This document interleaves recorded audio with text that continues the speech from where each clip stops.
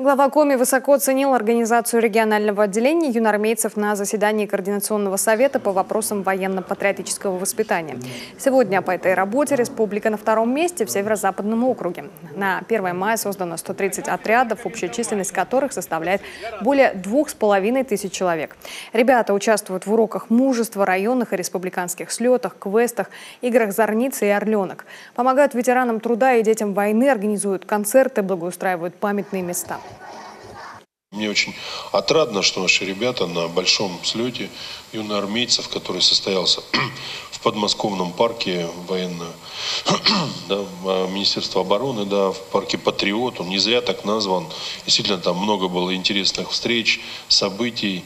Наши ребята действительно достойно себя проявили, заняли призовые места, в том числе и в пулевой стрельбе. Мне действительно очень приятно, что одному из наших участников от Республики Коми было доверено право поднятия флага. Это тоже немаловажно.